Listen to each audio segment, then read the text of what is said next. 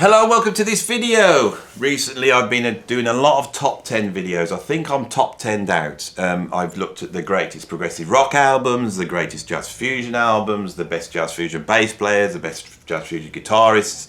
I've looked at the best live albums, and I have just done the top 10 biscuits, which I hope will just close the door on top 10 videos for a little bit so I can move on and do something else and try and really talk about music and talk about something sensible.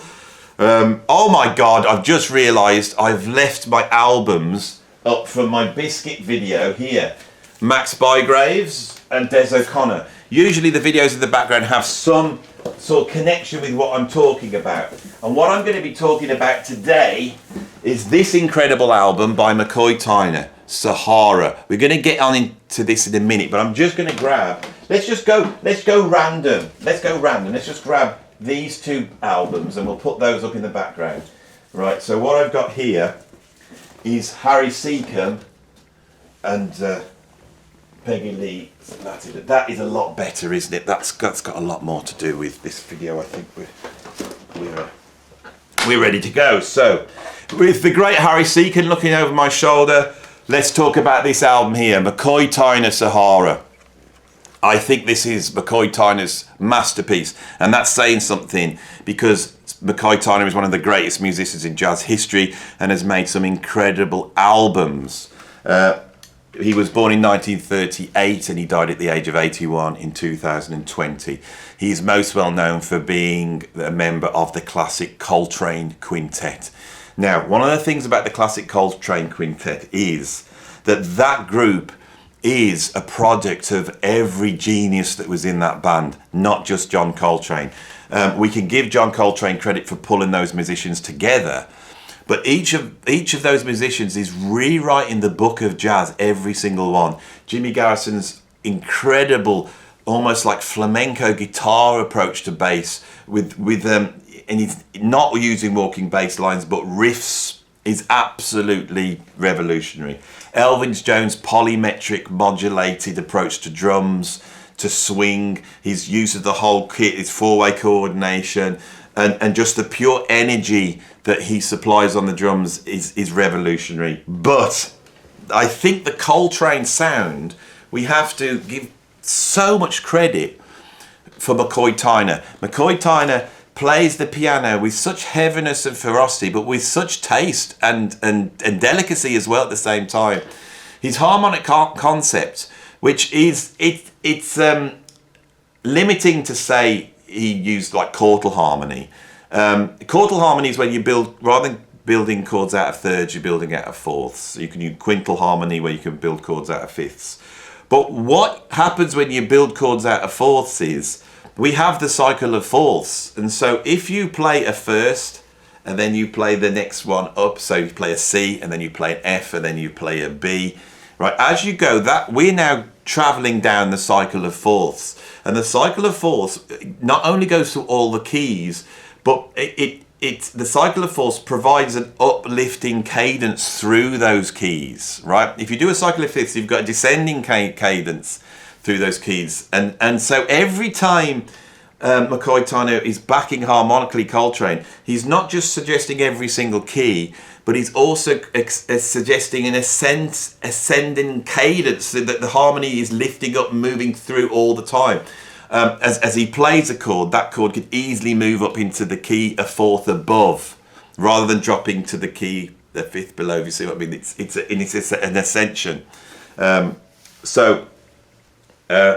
His work in the Coltrane group is absolutely incredible, and of course he contributes to some of the greatest albums of all time. He also has a deal with Blue Note through the 60s and makes some incredible albums. The Real McCoy is one of the great albums. The 70s come in, he makes a string of absolutely classic albums.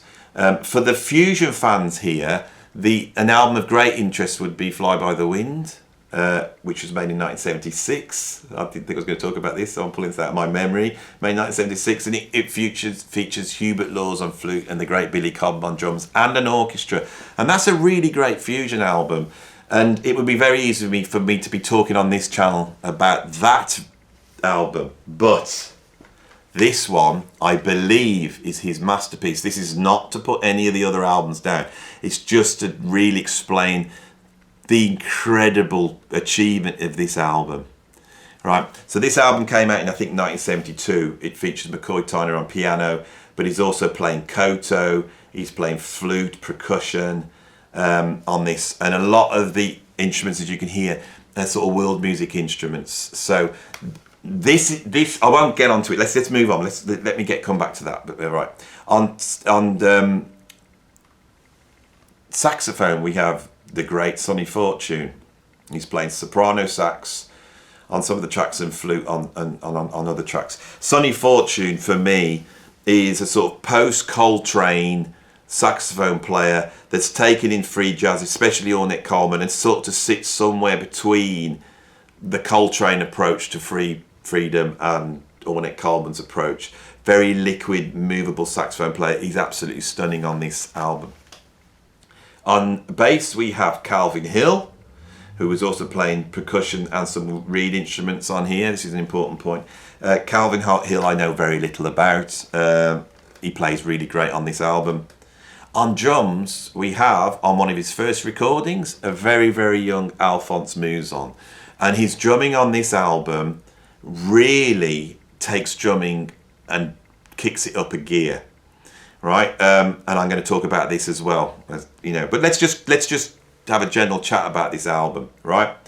Recorded in 1972, in January, produced by Orrin Keep News. It came out on the Milestone Records. It's not a huge label. I've got one criticism of this album, is the production is okay, but it's not absolutely pristine and fantastic. It suffers from what many great jazz albums suffer from, which is just not enough budget to really give it its due.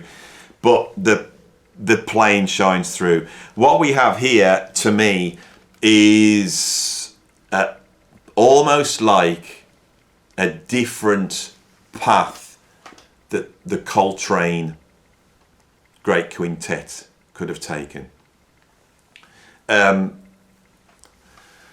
classic Coltrane Quintet made a series of incredible albums, early 60s, Love Supreme, Live at Birdland, Impressions, a whole bunch of really incredible albums. As Coltrane started to work towards freedom, he would bring in other musicians. I think he was trying to pull in other aspects of the sort of revolution that happened in free jazz. So he pulls in Ferris Saunders and a whole bunch of other people. And at one point you've got Elvin Jones, playing alongside other drummers and percussionists. And a sort of sound, and I'm not criticising this, Coltrane was going in a certain direction at that point. By the time you get to albums like and then the later albums like Interstellar Space, we have a different quintet, and this has moved elsewhere. I grew up listening to an album called Live in Paris, which is perhaps the most freest album by the classic quintet, and I felt they were moving to something, a place which sort of gets curtailed. And what it is, it's the idea of creating freedom by taking the harmony and expanding out on that harmony, taking the rhythm and meter and expanding out on that. And this polyrhythmical approach where harmony and rhythm almost coalesce into one thing, because harmony and rhythm are related. When you listen to a harmony, if you were listening to a fifth, what you're listening is two frequencies, and frequencies are pulses. If you were to slow, say, the note C down, that would be pulsing at a certain tempo. And if you slow the note G down, that will be pulsing at a slightly faster tempo. And the reason why these harmonies work is because these two pulsings fit together polyrhythmically. There's actually a ratio in terms of the rhythmical relation between those two tempos. It could be like a 3/2 polyrhythm or 3/4 polyrhythm. And all the harmonies can be broken down into these ratios.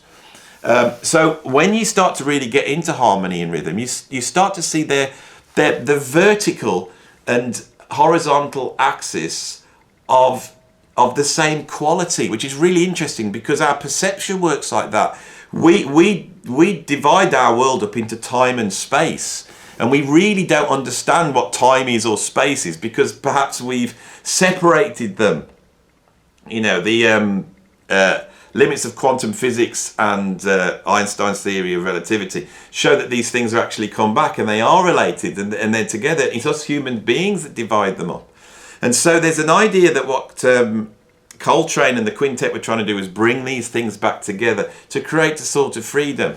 Anybody who's looked into Giant Steps by Coltrane and looked at the incredible work that Coltrane did in seeing the relationship between these ratios, which is the best way to describe them, and see how he's almost trying to take that and bust it apart. He's trying to break it from within.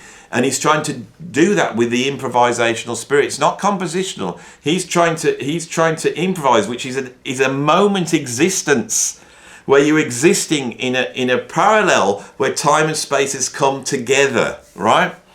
That aspect of the Coltrane Quintet, for me, it gets explored here and relates to the polyrhythmical elements in world music forms, especially African music forms, right?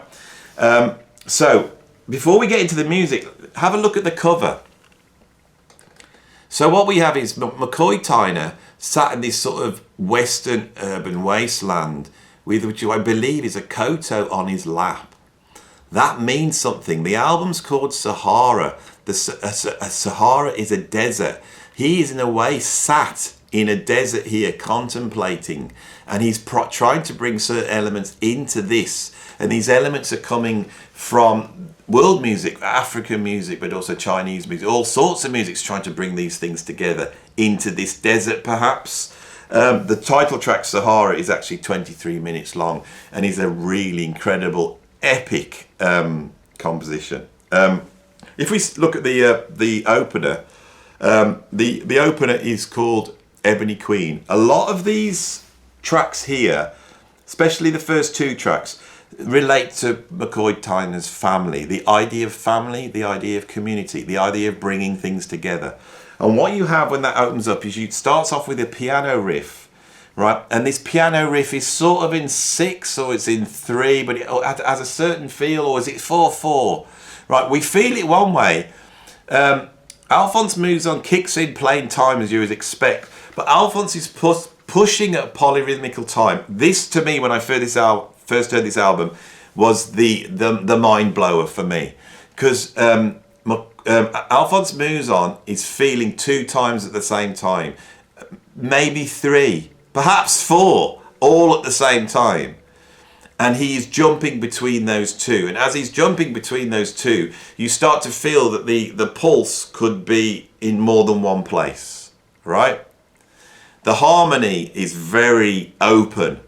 We feel like the keys can open up, and this track just seems to open up and explode, which happens throughout the rest of this album more and more.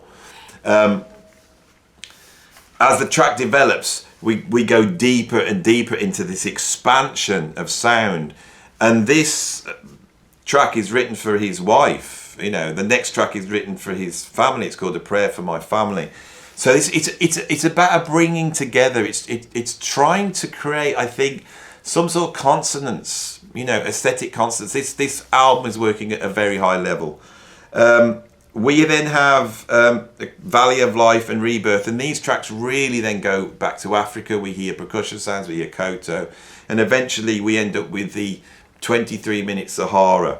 Now, this is very interesting for me because we're used to Coltrane tracks being 23 minutes long. You know, Ascension is 40 minutes. And Ascension is structured, but it's much harder to discern the structure in Ascension.